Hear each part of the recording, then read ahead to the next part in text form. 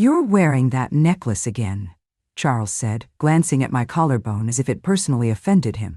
"Didn't I tell you that thing's worth at least 3 dinners?" I looked at him from across the table. The light above us was too bright, the tablecloth too white, the restaurant too new and soulless. His wife, Claire, was busy unfolding her napkin with manicured fingers, pretending she hadn't heard. "Yes," I answered, placing my purse gently on my lap. "You did tell me." He leaned forward, lowering his voice but not his cruelty. "Well, if you want to eat here, maybe you should consider selling it." I smiled quietly. Then I closed my purse and set it on the empty chair beside me. That was the moment I understood. I hadn't come to dinner. I had come to say goodbye. The waiter appeared just then, full of practiced warmth. "Will you be having the sea bass tonight, ma'am? It's very popular." "I won't be staying," I said and stood up. Claire's face flushed instantly. "Oh, don't be so dramatic, Martha. Charles was only joking." "No," I said calmly. "He wasn't." For a moment, no one moved. The clinking of glasses and murmured laughter from other tables went on, detached from the quiet violence unfolding at ours. I reached for my coat. "Thank you for the invitation," I said, not unkindly. "I hope you both enjoy your evening." Charles stood up too, a little too fast, knocking his knee against the table. "Mother, sit down. You're making a scene." I looked him straight in the eyes. My son, 46 years old. A man who once cried because he'd dropped his ice cream cone in the parking lot. A man whose school books I had stayed up all night to help him organize after his father died. "I'm not making a scene," I said. "I'm just leaving." And I did. Outside, the wind hit harder than I expected. I walked slowly, steadying myself with each step, refusing to let the trembling in my hands reach my face. The valet asked if I needed a cab. I shook my head. I needed air, time, silence. I walked down the street, the heels of my shoes too thin for the cracked pavement, the pearls around my neck cold against my skin. That necklace had been a wedding gift from my mother. I hadn't worn it in years until tonight. A gift from one woman who understood what it meant to survive, to another who was still learning. I reached the corner where the florist used to be, now a frozen yogurt place, and leaned against a bench under the awning. It smelled of burnt sugar and teenage perfume. For a long moment, I just sat there, listening to the noise of the world around me. Cars, laughter, someone's dog barking across the street. I could still feel Charles' voice ringing in my ears. "Sell your jewelry if you want to eat here." It wasn't just the words. It was the way he'd said them, as if I were a burden he couldn't quite throw off. As if all the years of scraped knees, midnight fevers, endless loans, and quiet forgiveness were suddenly irrelevant. And maybe they were. I looked at the small purse beside me. Brown leather, clean but old. Inside were 3 things. A tube of lipstick I hadn't used in weeks, a checkbook with my name in worn cursive, and a tiny envelope with an opal ring inside. I had meant to give it to Claire as a peace offering, a gesture. I almost laughed. Instead, I got up and walked a long way home. The sky was already folding into night. Wilmington Avenue buzzed behind me with Friday traffic. My neighborhood would be quiet. Small brick houses, porch lights, the low hum of televisions through windows. I unlocked the door to my house and stepped inside. Warmth, familiar things. My kitchen still smelled faintly of cinnamon from my morning toast. A cracked tile near the stove, the old green clock ticking too loudly. I took off my coat, hung it neatly, and sat at the table. My knees ached, but I didn't mind. Pain, I'd learned, was just another kind of reminder. On the table was a small notebook, my budgeting ledger. I opened it. Page after page of transactions. $400 here, $1,200 there. Private school tuition, mortgage help, the new sofa they had desperately needed last year. I flipped to the back. A note to myself written months ago in faded ink. Remember who you are. Don't explain. Don't beg. Into one. I closed the notebook and stood. Tonight, I would not cry. Not again. Let them eat sea bass don't. I had soup in the freezer and dignity in my chest. And both would be warm. The house was silent, but not empty. It held sounds you could only hear when you'd lived somewhere long enough. The click of the radiator settling, the soft creak of the hallway floorboard, the refrigerator's low hum that reminded me of my husband's sleeping breath. I boiled water and poured it over a chamomile bag, letting the steam rise to my face like a benediction. I didn't light the kitchen lamp, just the bulb over the sink. I wasn't ready for brightness yet. I took my mug to the living room and sat in the wide, sagging armchair where I used to read bedtime stories to Charles. The cushion still had a dip where he would curl against my side, years before he learned to roll his eyes. There were photos on the wall, our family in frames that hadn't been dusted in too long. Charles with a gap-toothed grin on his first day of school. Charles at 13th, holding a football bigger than his arm. Charles and Claire on their wedding day. My dress had been lilac.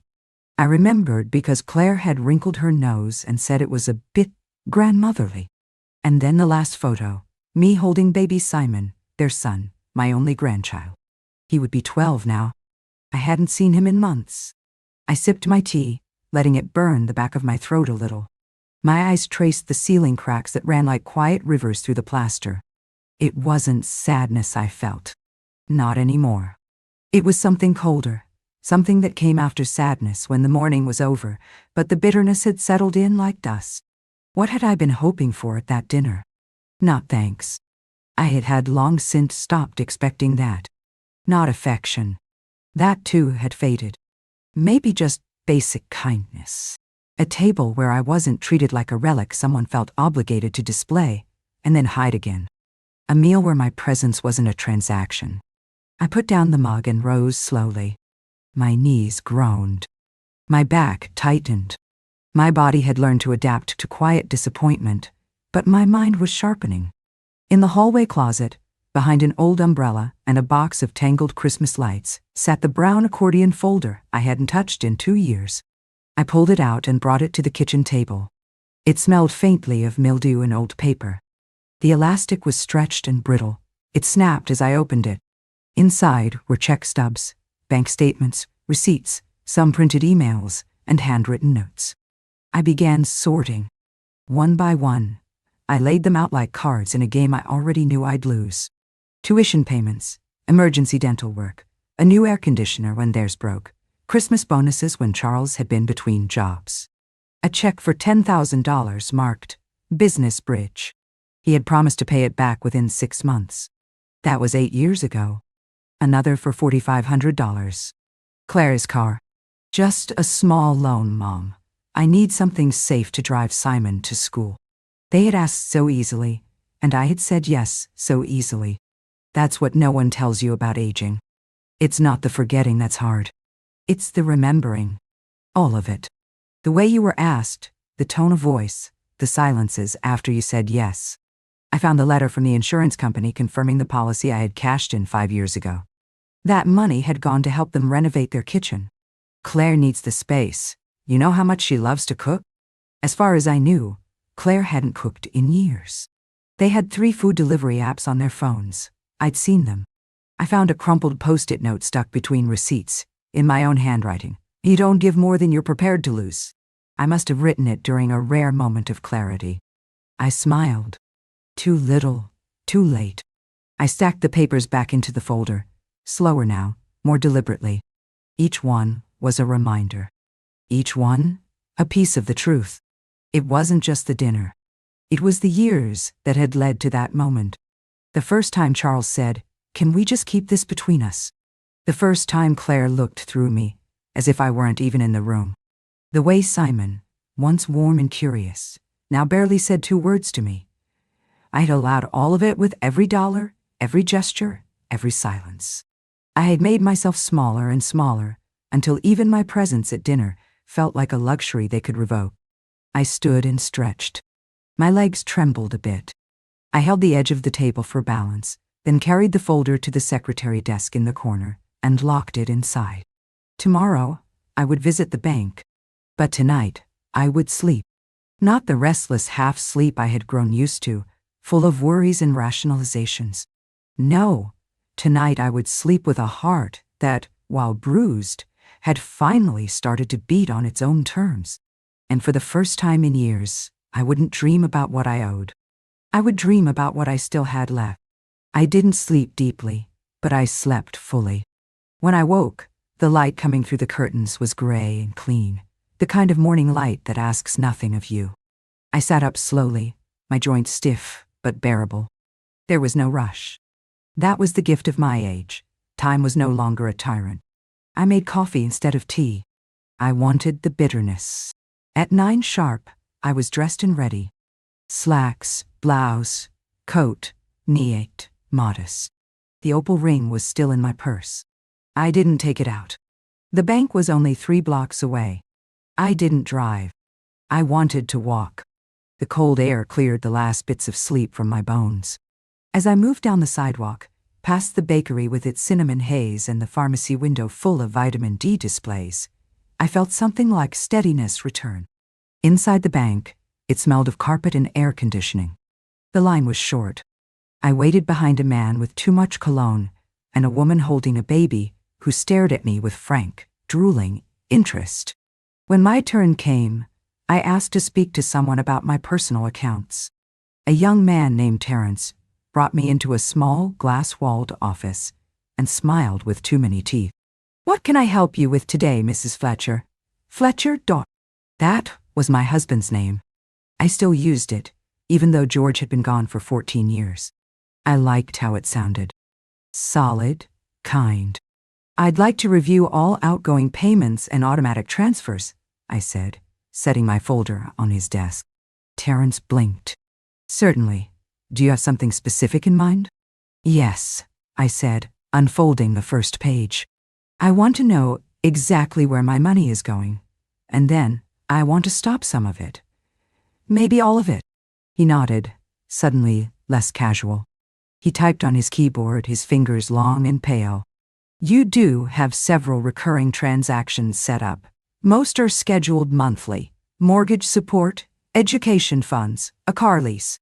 "List them for me," I said. "Everyone." He printed a sheet and passed it over. 14 automatic payments, totaling just over $6,300 per month.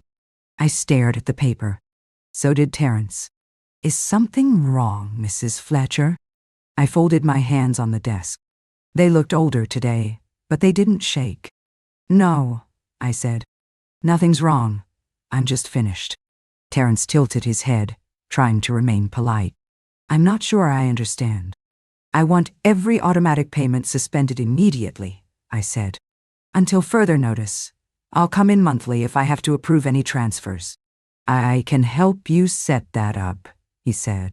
"But I'm required to inform you that some of these are in the names of family members. You may be asked about it." Aren't she?" "I expect that," I said, then added, "It's overdue." He hesitated. "We'll need your signature on a couple of forms, and I recommend printing out the full transaction history so you can keep a physical record." "Do that?" I said. While he printed, I looked out the window behind him. The street was quiet. A few leaves blew by in gusts of wind. I wondered if Charles was awake yet, if he and Claire were talking about me over brunch, or if I had already been forgotten. Yesterday's discomfort swept away by dessert and espresso. Terrence handed me the papers. I signed them cleanly, each line deliberate. "I'd also like to remove Charles Fletcher as the secondary contact on all my accounts," I said. "Effective immediately." Terrence blinked. "You're sure?" "Very." He nodded, then typed. "And if I may ask, do you have a new secondary contact you'd like to add?" I thought of Simon, then dismissed it. He was just a boy, a sweet, distracted boy whose affections could still be molded by the adults around him. "No one for now," I said. "Just me." He nodded again and slid the updated forms into a folder with my name on the tab. "Ah, everything's in order. You'll receive confirmation by mail." "Thank you," I said, standing. As I walked out, I felt strangely light. Not happy, no. This wasn't joy, but it was something firmer. Clarity. There was no more pretending. No more trying to stay useful to people who only called when their check engine light blinked or their tuition deadline loomed. I didn't owe anyone explanations. I didn't owe anyone anything. On the way home, I passed the small law office 2 blocks from the post office. The sign outside was familiar. Harland & Koses, Estate Planning and Trusting. I stopped. Then I went inside. The receptionist looked up, surprised. "Do you take walk-ins?" I asked. She checked her calendar. "We have someone available in 20 minutes. Will that do?" "It will," I said, and sat down. Outside, the wind pushed harder against the windows. But I was steady. My coat was buttoned, my purse was closed, and for the first time in years, I was walking into a room without asking permission to be there. The lawyer was younger than I expected, 40, maybe less, but his handshake was firm, and his office smelled of real wood and quiet money. His name was Marcus Harlan. No wedding ring, a crisp navy suit, and a photo of a dog, not a family, on his desk. I liked him immediately. "What can I help you with today, Mrs. Fletcher?" he asked, folding his hands in a way that told me he'd had this conversation 100 times. But he would make space for mine to feel new. "I want to adjust my will," I said. "And I want to set up a trust." He didn't blink.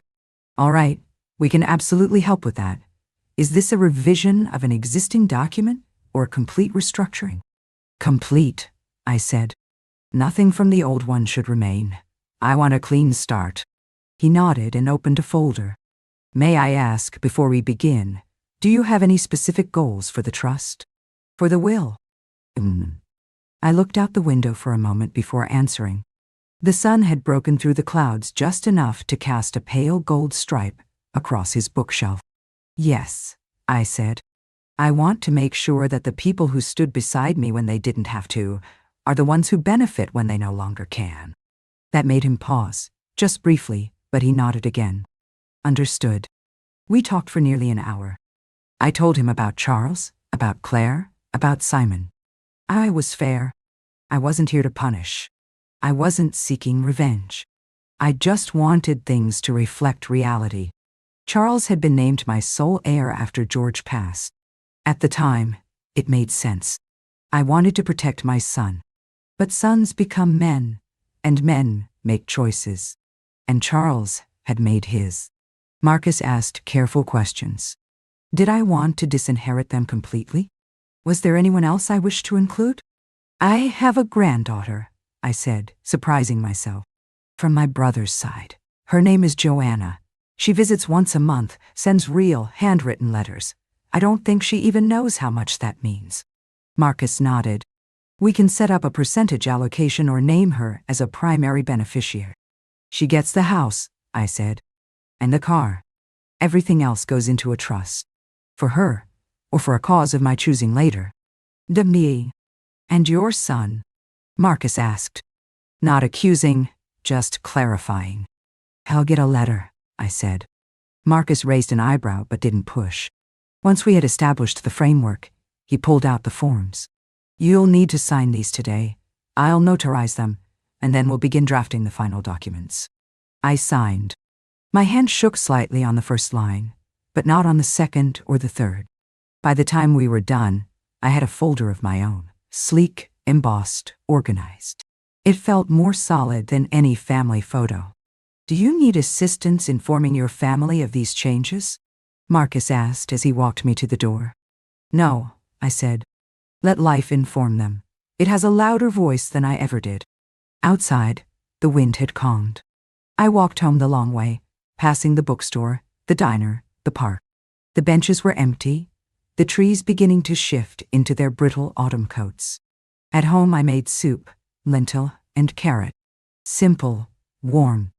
I ate it slowly at the table, with a cloth napkin folded just so. No TV, no phone. Afterward, I pulled the opal ring from my purse and held it up to the kitchen light. It was lovely, not extravagant, but honest. A cabochon cut, smooth and glowing from within. George had given it to me on our 20th anniversary. I had planned to give it to Claire, not because she deserved it, but because I wanted to believe I still fit into their lives in some way. That gesture had been my offering, proof I still wanted in. Now, I slipped the ring back into its envelope and placed it in the top drawer of my secretary desk. Not as a keepsake, as a reminder. That evening, the phone rang. It was Charles. I let it ring until the machine picked up. "Mom, it's me.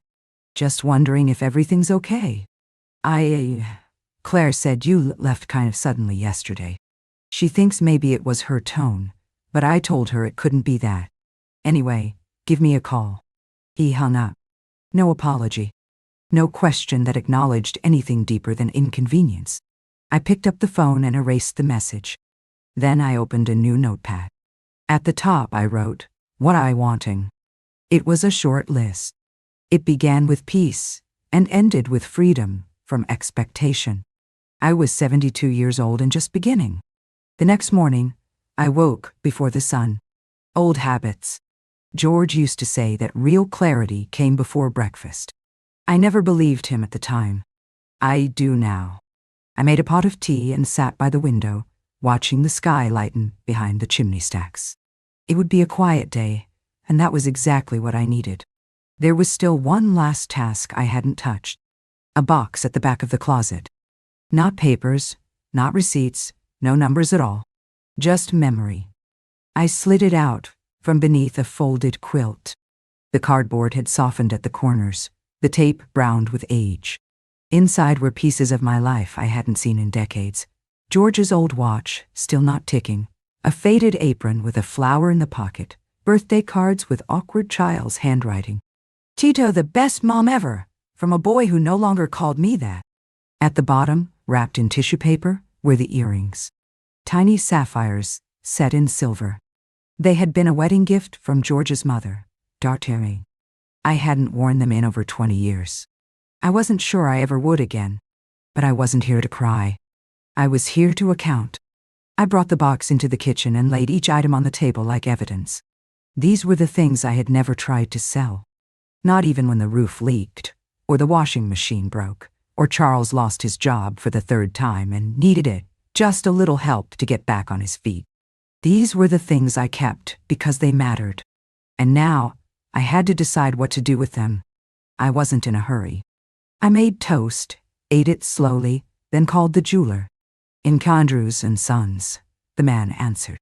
"Yes, hello. My name is Martha Fletcher. I have some family pieces I'd like evaluated. Not for sale, just for clarity." "Of course, Mrs. Fletcher. We can schedule a private consultation. When would work for you?" "Today," I said. "Late morning." He gave me a time, and I wrote it down on the corner of yesterday's newspaper. Then I packed the earrings, the necklace, and the ring carefully, separately, as if sending each to a different destiny. I took the bus. It was the same route I had taken for years when George and I couldn't afford a second car. I used to carry groceries and hand-knitted sweaters on this route. Now, I sat with a soft-sided jewelry case in my lap, and the kind of calm that only comes from no longer needing anyone's permission. The shop was quiet, all velvet displays and soft lighting. The man behind the counter was younger than I'd expected, maybe Charles' age. He greeted me with a practiced warmth, then led me to a small room with a lamp and a scale. "Let's take a look," he said. I handed him each piece, one at a time, and he examined them with the reverence of someone who knew value when he saw it. He paused at the ring. "Lovely setting," he said. "The opal's clean. This is older, probably handmade, sentimental. A gift, long ago." I nodded. He nodded too, as if that were answer enough. When he finished, he handed me a printed sheet with figures and descriptions. I didn't need to read them. I already knew what I wanted. "I won't be selling," I said. "Of course," he said. "But it's wise to know what you have." "Yes," I said. "That's exactly it." I tucked the paper into my purse. As I stood to leave, he added quietly, "Most people come here when they're desperate." "I'm not desperate," I said. "I'm awake." Back home, I put the items away. Not hidden, not forgotten, just placed. That afternoon, I sat at the dining table with my checkbook. I went through every line item I had circled from the bank printout, every payment I had suspended, and I wrote beside each one in pen what it had been for. Claire's insurance, Simon's school lunches, Charles' second car, spa membership, weekend cabin rental. Next to those, I wrote a second column, our repayment unlikely. Not as bitterness, just as truth. I paused over the cabin. I remembered the call. Mom, this place is perfect for family bonding. You should come too. I had paid the deposit. But when the trip happened, I wasn't invited. No room, Charles had said sheepishly.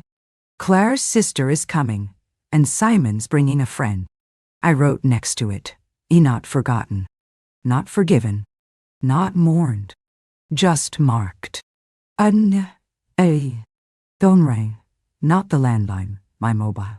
Joanna Datu. Hi, Aunt Martha. Her voice chirped. I was just checking in. How are you? I swallowed the lump in my throat before it could rise. I'm good, I said.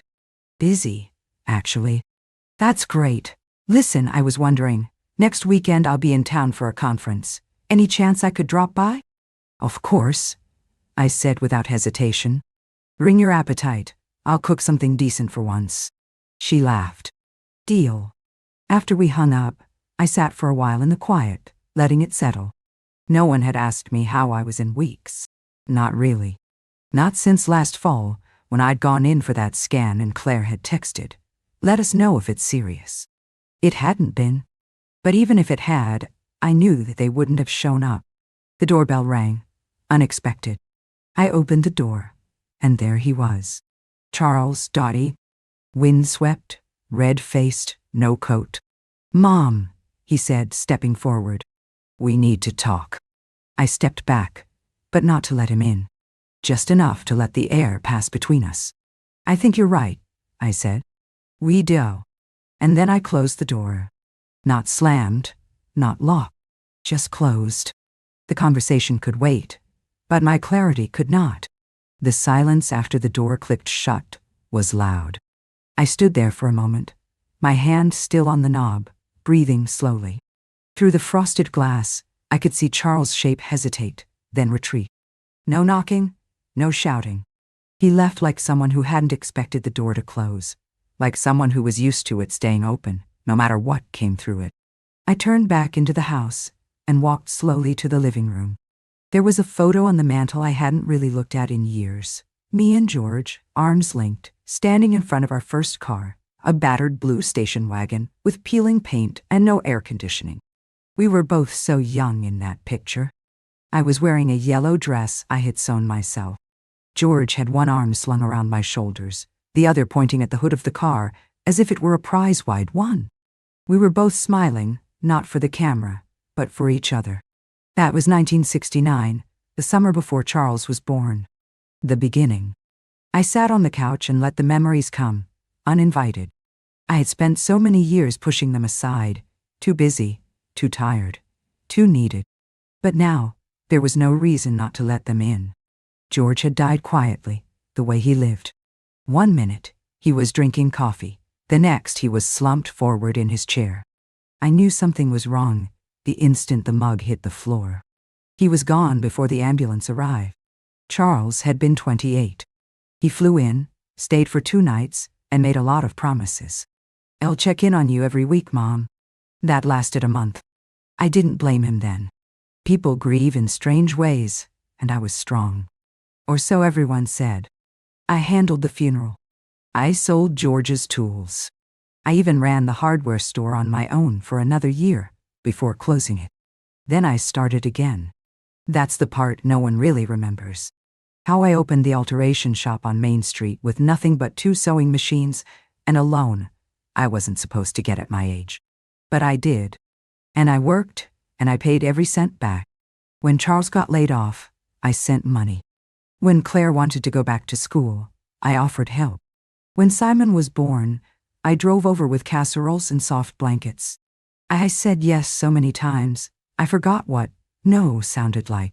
And maybe that's where I went wrong. Saying yes when I should have asked why. Giving when I should have waited. But I wasn't made for waiting. I was made for action. That was the thing about surviving. You do it by moving forward. Always forward. I looked down at my hands. Thinner now, veined and freckled. These hands had made a life out of other people's scraps. Hemmed dresses, scrubbed floors, signed checks. Carried too much, maybe. I stood and went to the bedroom. In the top drawer of George's dresser, still his, though he hadn't touched it in years, was a wooden cigar box. Inside were the deed to the house, a stack of old tax returns, and a letter George had written me once and never mailed. He had left it inside the drawer with a note on the envelope. H-E-A, or I, when you need it most. And when. I opened it carefully. The paper had yellowed, and his handwriting was cramped and slightly slanted. Martha, if you're reading this, I'm probably gone. I don't know what happened, but I know this. You'll carry on. You always do. But don't let that become a burden. You have a right to rest, too. A right to be heard. A right to say no. You gave your life to us. And if I didn't say it enough while I was alive, I'll say it now. Thank you. And don't let them make you invisible. You're not. You never were. George. Aging. I folded the letter and placed it back in the box. Then I closed the drawer and sat on the edge of the bed, my hands in my lap. I had been waiting, I realized. Not for Charles to come around, not for Claire to soften, not even for Simon to remember the way I used to hold his hand when he was scared of the dark. No. I had been waiting for permission to stop. And now, I had it. Not from them. From George.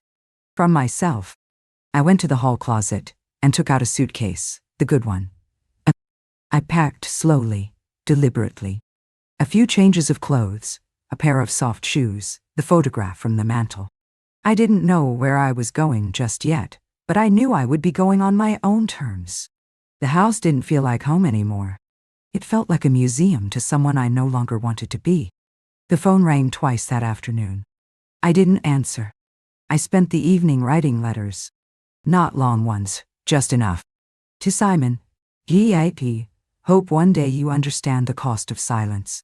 I loved you when you were small, and I love you still. But love isn't enough to stay where you're not wanted. And to Claire, you don't owe me kindness, but you owe me honesty. One day, I hope you give it to someone, even if it isn't me.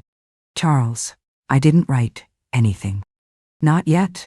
Not because there wasn't anything to say, but because he would have to learn, for once, to sit with silence. The same silence I had lived in for years. The same silence he had left me in after every request, every thanks, Mom, with no question of how I was doing, what I needed, what I feared. Let him wonder. I tucked the letters into envelopes and set them on the counter. In the morning, I would make plans. Tonight, I would sleep. Not from exhaustion, but from resolve. The next morning, I didn't make tea.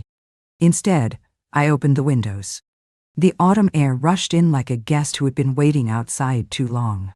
It swept through the living room, rustled the curtains, and lifted the edges of the papers on the kitchen table. The house shivered, and so did I.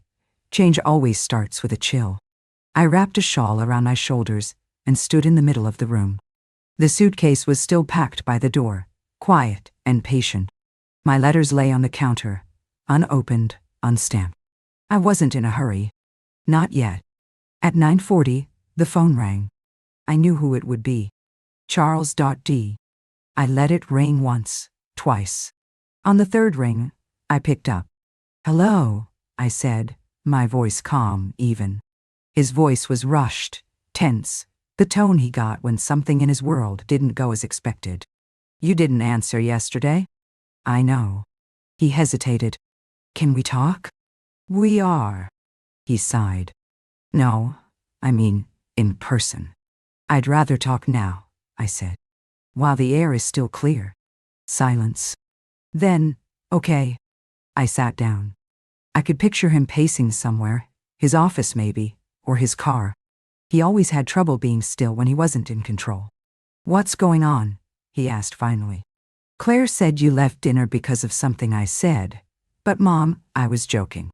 You weren't, I said simply. Well, I didn't mean anything by it. But you did. He exhaled hard through his nose. Okay, fine. Maybe I was frustrated.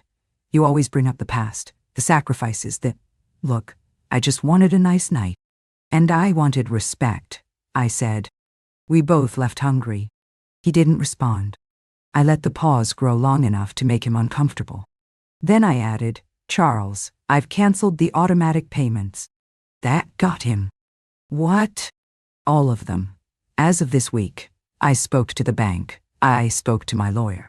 He started talking over me. Fast, panicked. Wait, what? You can't just... Mom, that covers Simon's school, Claire's health insurance, the second mortgage. That's thousands of dollars. I know, I said. I signed the checks. You didn't even warn me.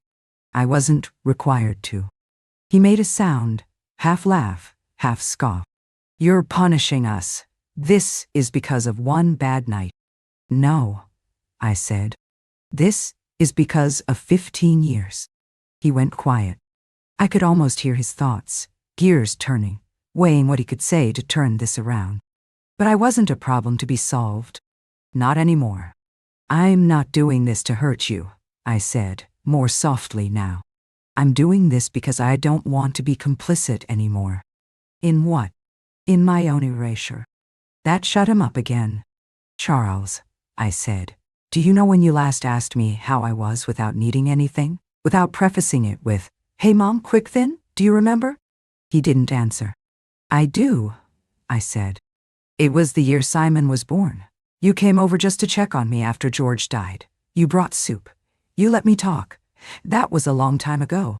Yes, I said. It was. Mom, come on. You're overreacting. We're family. Families don't get to treat each other like banks with doormats, I interrupted.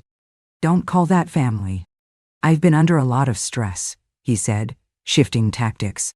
The business, Simon's grades, Claire's been. I closed my eyes. Charles, I don't need excuses. I don't even need apologies. I need boundaries. He laughed bitterly. You sound like a therapist. I sound like someone who's finally listening to herself. More silence. Then quietly, what do you want from me? And there it was. The first honest question. I let the moment sit before answering. I want you to understand, I said. Not just hear me, not just nod and wait until I go quiet.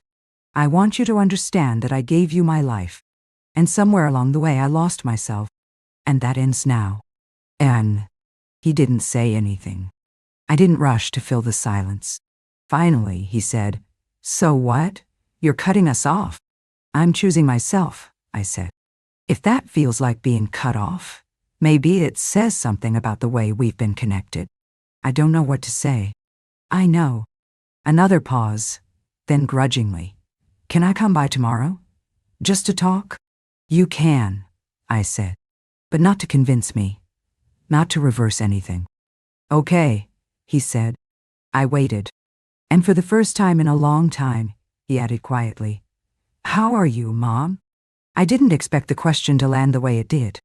I felt it in my chest, like an echo of something I used to be. I'm still figuring that out, I said honestly. Then I added, but today, I'm better than yesterday. He didn't reply right away. Then, okay. And then he hung up. I set the phone down gently. Outside, the wind had slowed. The curtains fluttered less. The air was still clear. And so was I. The knock came just after noon. Not loud, not urgent. Just a few measured taps on the front door. I was ready. I had been expecting him since breakfast. I had even laid out 2 cups on the kitchen counter, though I hadn't filled the kettle. I wasn't sure I wanted to offer tea. Not yet. I opened the door. Charles stood there in his usual blazer and jeans, the kind of outfit that made him look casual, competent, in control. But today, his collar was wrinkled, and his hair was flattened on one side, as if he'd been lying down for too long. He looked tired. Not from work, but from something deeper. Hi, he said. I stepped aside. Come in. He wasn't carrying anything. No briefcase, no peace offering, not even Simon, whose presence might have softened the edges. He stepped inside and glanced around the living room, as if it had changed. It hadn't. The same photos, the same clock ticking too loud, the same rug he used to lie on with his plastic dinosaurs. "Smells like cinnamon," he said. "I baked," I replied. He sat on the edge of the couch, awkward, like a guest unsure if he was overstaying his welcome. I sat across from him in George's old armchair. The distance between us wasn't far, but it felt like a hallway with too many closed doors. "Thanks for letting me come," he said. "I told you you could." He nodded but didn't meet my eyes. A long pause followed. I didn't rush to fill it. Eventually, he said, "Claire's furious." I raised an eyebrow. "She thinks you're punishing us." I didn't respond. I didn't need to. Charles sighed. "You really cut everything?" "Yes." "And the trust?" Claire's friend works in estate law. She heard something through her firm. "I updated everything," I said. "Legally, permanently." "Mom." His voice softened, not pleading, but uncertain. "Why now? Why so suddenly?" "It wasn't sudden," I said. "It was slow, painfully slow, like dripping water carving stone. You just didn't see it happening." He rubbed his hands together. "You think I've taken advantage of you. I know you have." He flinched. That was the first visible crack. "You're my mother," he said. "I thought we had, I don't know, an understanding." "We did. I gave, you took." "That's not fair." "No," I said. "It's not." He leaned back, exhaling hard. "You don't understand the pressure we're under. Claire's job is unstable. Simon's grades are slipping. The mortgage." "You've been saying that for 10 years, I interrupted. "But somehow, there's always money for new phones, for weekend getaways, for wine clubs and ski trips. That's Claire." "No," I said sharply. "That's you, too. You made the choices. You stood beside her while she looked through me like I was a staff member who had overstayed her shift." He didn't argue. "You're right," he said after a while. "You're right about a lot of it. I guess I didn't think you'd ever say no," I finished. He looked up, meeting my eyes. "Yeah." I leaned forward, my hands folded. "Do you remember the last time you hugged me without needing something?" His mouth opened, then closed. "I do," I said. "Simon was too. You dropped him off for the weekend. You kissed me on the cheek and thanked me. That was the last time you looked at me with something close to warm." He swallowed hard. "Mom, I'm not telling you this to hurt you," I said.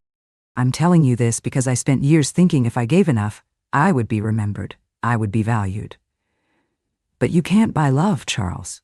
I thought maybe I could earn it by being useful. But all it did was teach you that I came with conditions you didn't have to meet." He ran a hand through his hair. His fingers shook slightly. "I didn't realize," he whispered. "You didn't want to." He looked older now. Not from time, but from awareness. "I never meant to," he trailed off. I waited. "I just didn't think you'd ever pull away." "I didn't pull away," I said quietly. "You stopped holding on." Silence again. "I don't know what to say." "You don't have to say anything," I said. "But you will have to live with how things are now. That's not punishment, that's reality." He nodded slowly. "Do I get another chance?"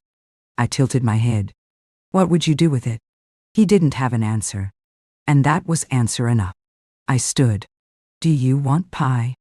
I asked. "It's still warm." He looked startled. "Yes, please." I brought 2 slices, served on mismatched plates. We sat, not speaking, just eating. For once, the silence felt neutral. Not heavy, not cold, just true. When he left an hour later, he paused at the door. "I'll call," he said. "Only if you want to know how I am," I replied. He nodded once. "I will." I didn't know if I believed him. But for now, that was enough. The envelope arrived on a Tuesday, cream-colored and heavy, the kind of paper people choose when they want to appear important. My name was written in neat cursive. No return address. I didn't need one. Inside was an invitation, not handwritten, but professionally printed with little gold flourishes. You are cordially invited to a celebratory dinner honoring Simon Fletcher's Scholarship Award. The date was this Saturday. The time was 6:12 p.m. The venue, the Willowbend Country Club. RSVP, requested in. I stared at it for a long time. There was no note, no personal message. Just my name, as if someone on Claire's side had decided to include me at the last minute and printed one extra. Not a word from Charles. Not even a phone call after his visit. And Simon, I hadn't seen him since he was 11. Still, I traced the letters of his name with my thumb. He'd always been a soft boy, quiet and careful, with large, dark eyes like his grandfather. The kind who built castles out of couch cushions and gave you his dessert if you looked sad. The last time he hugged me, his arms barely reached around my waist. I set the invitation on the table and went to the window. Outside, the leaves had begun to fall. Red, yellow, brittle. The kind that crumbled under your shoes like the past under pressure. I didn't move for a long time. Then I picked up the phone and called Joanna. "Hi," she answered, cheerful as ever.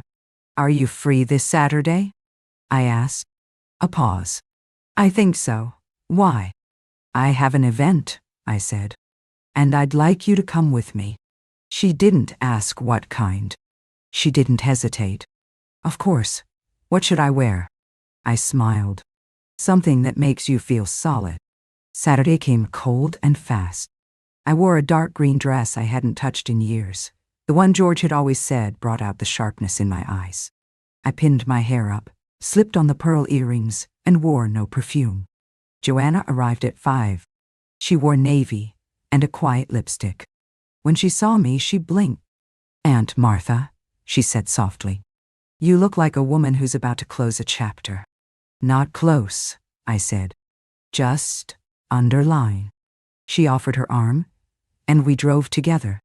The Willowbend Country Club was as tastelessly elegant as I remembered. High glass doors, too much brass, a valet who tried to take the keys to a car we were rent driving. Inside, the dining room was warm and gold-lit, with round tables covered in white linen and silver cutlery arranged like surgical tools. I spotted them at once. Charles, Claire, Simon.E. Simon stood taller now, thinner, but he had the same dark eyes. He wore a suit that didn't quite fit and shoes that probably weren't his. He was smiling, laughing at something Claire whispered to him. Then he saw me, and the smile faltered. Not gone, but softened, as if he didn't know how to place it. I approached, with Joanna just behind me. Claire was the first to recover. She gave a tight-lipped smile. "Martha, I didn't think you'd come." "I was invited," I said calmly. "Of course." Her eyes flicked to Joanna. "And this is my guest." Simon stepped forward, unsure. "Grandma." It hit me like a slap. I hadn't heard that word from him in 5 years. "Simon," I said, offering my hand. He took it. His grip was unsure, but warm. "I'm glad you came," he said. And for a moment, I believed him. We were shown to our seats, not at the main table, of course, but near the back, at a polite distance. That was fine. Joanna leaned over and whispered, "Do you want to leave?" "No," I said. "I want to see." The speeches began shortly after the main course.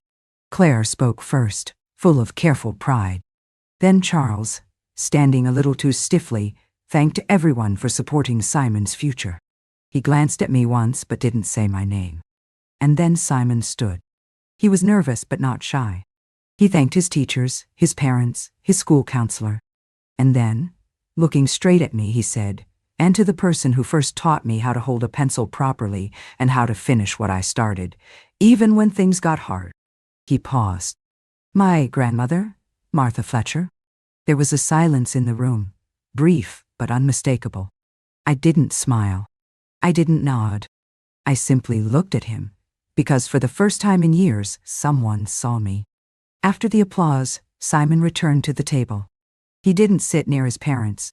He came to ours. "Can I sit here for a bit?" he asked. "Of course," I said. He looked down at his plate, then back at me. "I'm sorry I haven't called." I touched his hand lightly. "You just did." We sat there eating dessert while across the room, Charles watched. Claire's mouth was tight with questions she didn't ask. Let them ask. Let them wonder. Because I was done explaining. And Simon, he had found his way back. That was enough. We didn't speak much after dessert. Simon sat beside me, finishing his cake slowly, as if he didn't want to go back to their table. Joanna chatted with him about school, careful not to push. She had that instinct, the quiet ability to read a room, to step softly into other people's grief. At some point I felt Charles watching us, not with anger but with uncertainty. He didn't come over. Neither did Claire. Let them sit with it, I thought. Let them sit with the shape of their own absence. When the evening ended, people filtered out with hugs and handshakes, the way they always do at these things. But Simon stayed beside me. Outside, under the soft glow of the club's lanterns, he hugged me again. Not stiffly, not for show. "I meant it," he said. "Thank you for coming." "I didn't come for them," I said. "I know." He glanced toward the lot where Charles was standing by the car, arms folded, waiting. "I don't know how to be different from them," Simon admitted. "You don't have to be different," I said. "You just have to decide who you're going to be. Every time you're given a choice." He nodded. "Then can I call you tomorrow?" "Yes," I said. "You can." Joanna and I watched him walk away, his shoulders slightly hunched, his hands in his pockets. A boy, again, just for a moment. In the car, neither of us spoke until we were almost back in my neighborhood. Joanna turned to me. "That was brave." "It wasn't," I said. "It was overdue." She didn't argue. When we got home, I didn't unpack. I didn't sit. I walked straight to the kitchen and opened the drawer where I had left the letters, the ones I wrote after Charles came to the house, the ones I hadn't mailed. They were still there. I read them again, line by line. The one for Simon I kept. The one for Claire I tore in half. Not out of anger, just clarity. There was no bridge to cross, nothing to salvage. The one for Charles I still hadn't written. Until now. I sat at the table, took out a pen, and began. "Charles, you've asked for explanations, for context, for a map through all this. I don't have one. What I have is this. I gave and gave and gave. And not once did you ask if I had anything left. Not once did you ask what it cost me. You didn't see me, Charles. You saw what I could do for you. And when that changed, when I finally asked for space, for dignity, for a simple thank you, you called it cruelty. But here's the truth. Saying no to you is the kindest thing I've done for myself in years. It's not too late. But the road back doesn't go through my wallet. It goes through your heart. If you ever find it, you know where to reach me. Martha.T. End. I didn't sign it, Mom. That wasn't a title anymore. It was a role, and he had retired me from it a long time ago. I folded the letter and placed it in an envelope. On Sunday morning, I mailed it. No tracking, no registered mail. Just a plain white envelope with his name. Then I went to church. Not for the sermon, not even for the music, but because I wanted to sit among people who still believed in second chances, who still made casseroles for their neighbors, who still asked, "How are you?" and meant it. Mrs. Heller was there, and old Mr. Dunn, and 2 pews down, the Harris girl, the one who had lost her husband in June. We nodded to each other, the way widows do. No pity, no intrusion, just recognition. Afterward, they invited me to coffee in the church basement. I said yes. I stayed for an hour. They asked about George, about the shop I used to run. No one asked about Charles. It was a kindness I didn't know I needed. When I came home, the house didn't feel so quiet. It felt like mine. The suitcase was still packed. I unpacked it. Not because I was staying, but because I no longer needed to leave to feel free. The next few days passed without noise. No phone calls, No knocks. Just the wind rustling the maple trees, the occasional creak of the porch boards when the mailman stepped up, the steady rhythm of my own routine. Coffee at 7, a walk to the market at 10, a book before bed. I kept expecting a ripple, a pushback, but none came. It was as if, having realized the well had run dry, they had simply wandered off to look for another. And then, Friday afternoon, a letter arrived. The handwriting was familiar, though shakier than I remembered. I opened it slowly. Grandma, I don't know what I'm supposed to say. Mom and Dad aren't talking much about what happened, but I know you were there for me last weekend, and I know you didn't have to be. I'm sorry for not being around, for forgetting you were more than just the grandma who bakes. I remember things now. You showing me how to draw trees, telling me that sometimes love is quiet, but still true. I'm not sure where I stand with them, but I know I want to know you. If you'll let me. Simon.die. I folded the letter with careful hands and set it on the table. I didn't cry. I felt something deeper, something like breath returning after a long dive. That evening, I baked a pie. Not for an event, not for guests. Just for the comfort of the scent, of cinnamon and apple and heat filling the corners of the house. I wrapped a slice in foil, added a note, for when the world feels loud, and mailed it the next morning. Not a grand gesture. Just a thread. A bridge. A few days later, another knock. Not Charles. Claire. She stood on the porch like someone forced there by obligation. Her coat was too fine for the weather. Her eyes scanned the hedges before they landed on me. I thought we should talk, she said. I didn't move to invite her in. She adjusted her purse strap. Gone. Charles isn't handling this well. He's lost sleep. He's distracted. He's not himself. And what does that have to do with me? I asked. Quiet but firm. She blinked. You're his mother. I was his enabler, I corrected. Now I'm not. Claire stiffened. We all make mistakes. You made a pattern. Silence stretched between us. She shifted her weight from one foot to the other. I came because I thought you'd want to find a way back. I looked at her. This woman I had once tried so hard to befriend. The one I had offered jewelry, recipes, rides to appointments. The one who had never once asked what I needed. I already found it, I said. Back to myself. Her mouth opened, then shut. Finally, well, I tried. Yes, I said. You tried when it started affecting you. She left without another word. I closed the door slowly. That night, I lit a candle in the kitchen window. Not for anyone to see, just for me. A small flame in the dark. Something still burning after everything. And in the morning, the house didn't feel cold.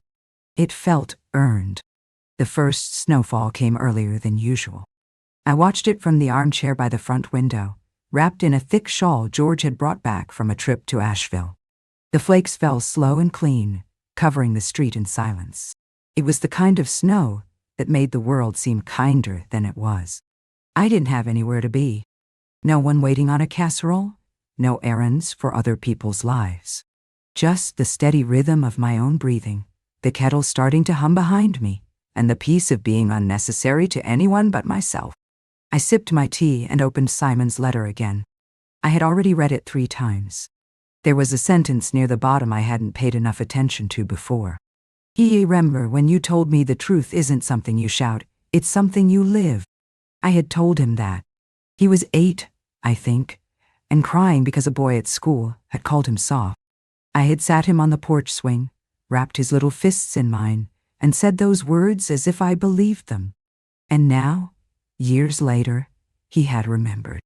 Not the casseroles, not the birthday gifts, not the money, but the porch, the words, me. That was the kind of inheritance I wanted to leave behind. Not real estate, not jewelry, not carefully drafted wills and frozen dinners with a name tag. Truth, lived, not shouted. The phone rang just after noon.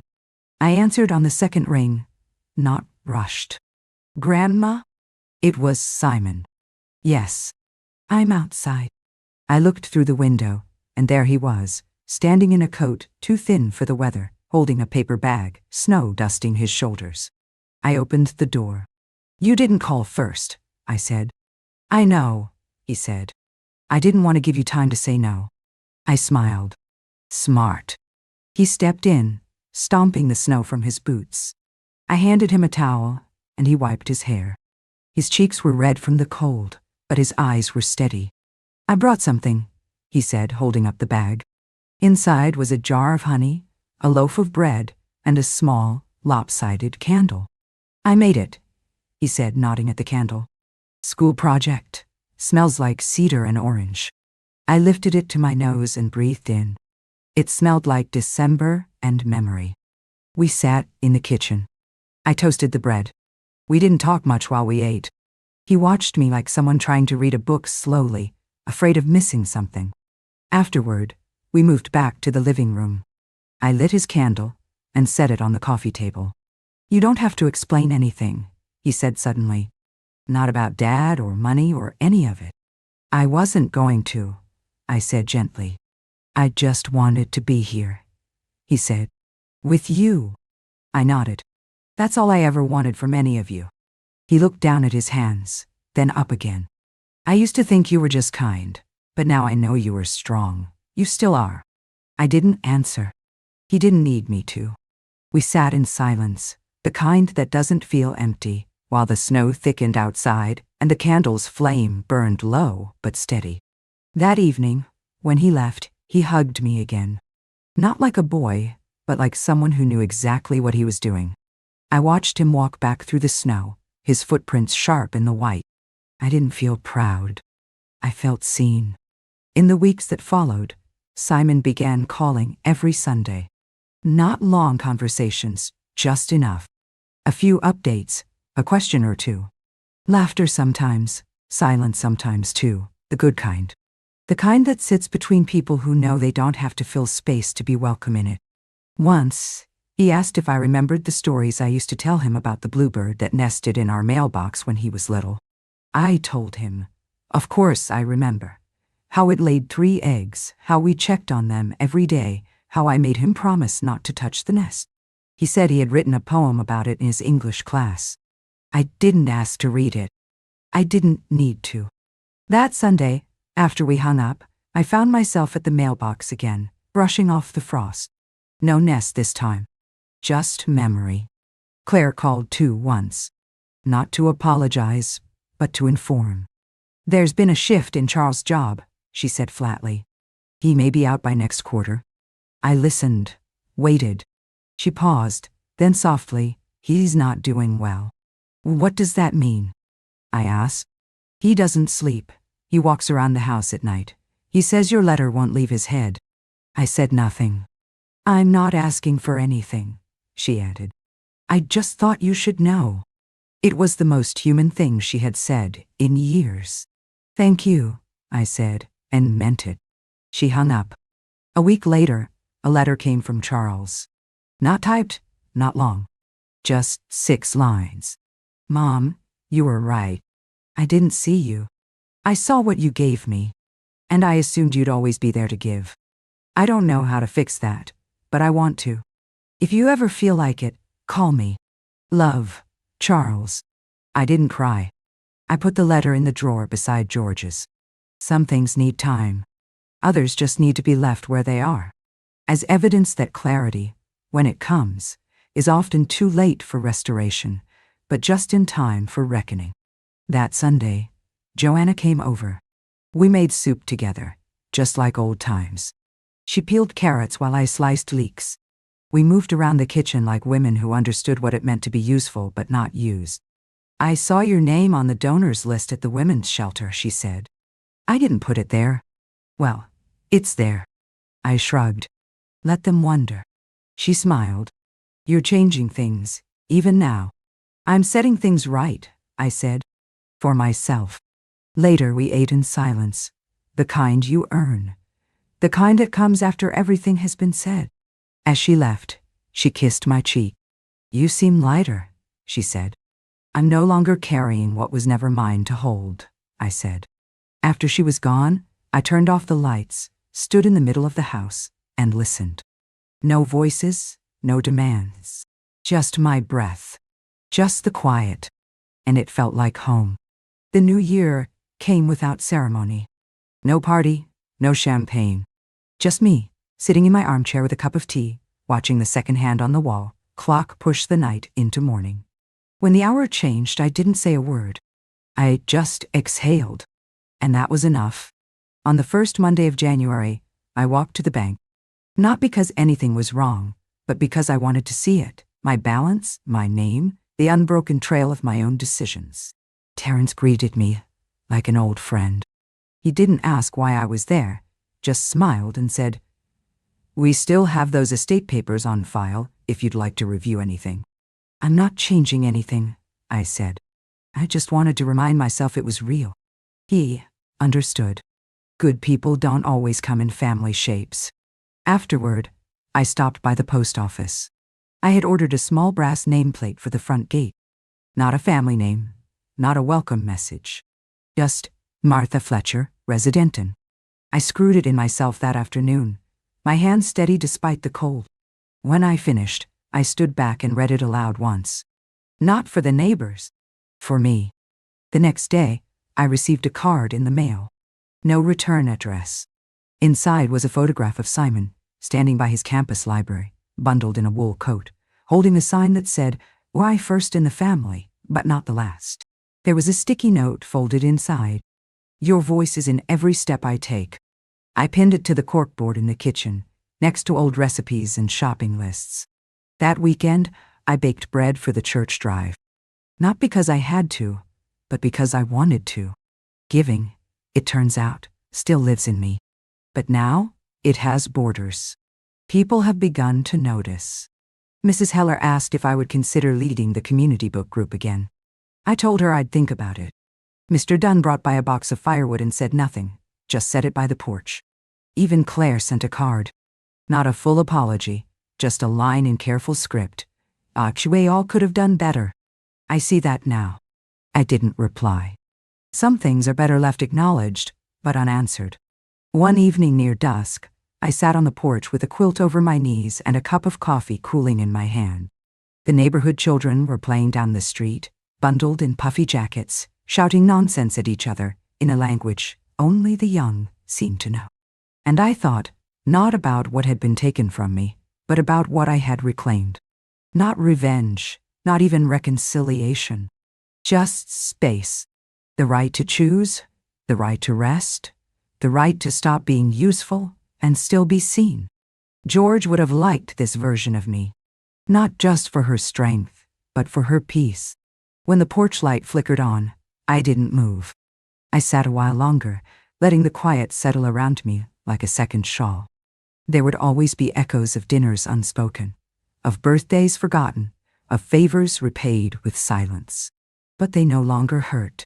They just existed, like old furniture in a corner, useful once, but no longer needed. I was no longer waiting to be invited in. I had built my own house inside myself. And it would stand. They say most women my age become invisible. I used to believe that. Then I stopped showing up the way they expected me to, and suddenly, they all started looking.